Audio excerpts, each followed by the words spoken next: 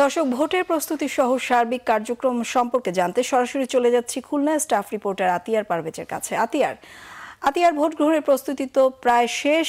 নির্বাচন ঘিরে আপনার এলাকার নিরাপত্তা ব্যবস্থা সম্পর্কে দর্শকদের জানাবেন। বিভাষা, খুলনার যে 6টি সংসদীয় আসন রয়েছে সেখানে সেনাবাহিনীর সদস্য সহ প্রায় 1100 আইন শৃঙ্খলা রক্ষাকারী বাহিনী মোতায়েন করা হয়েছে।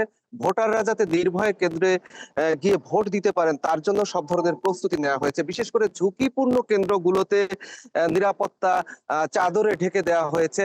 কিছুক্ষণ আগে আমার সাথে কথা হচ্ছিল বিভাগীয় কমিশনার মুক্তার আহমেদের সাথে। তিনি যেমনটি জানাচ্ছিলেন, খুলনাতে নাশকতা করার কোনো সুযোগ নেই। কোথাও যদি কেউ নাশকতা করতে চায় তাহলে কঠোর হস্তে দমন করার জন্য নির্দেশনা দেওয়া হয়েছে।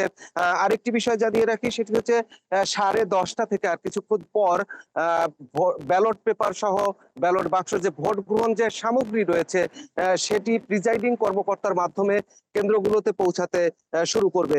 এর বাইরে প্রার্থীরা মূলত এই মুহূর্তে ভোটাররা কোন কেন্দ্রের কোন বুথে গিয়ে ভোট দিবেন তার স্লিপ বিতরণের কাজ নিয়ে মূলত ব্যস্ত রয়েছে। সার্বিকভাবে খুলনায় আইন শৃঙ্খলা পরিস্থিতি শান্ত রয়েছে এবং এখন পর্যন্ত কোনো জায়গা থেকে কিন্তু আমরা কোনো ধরনের খারাপ খবর পাইনি।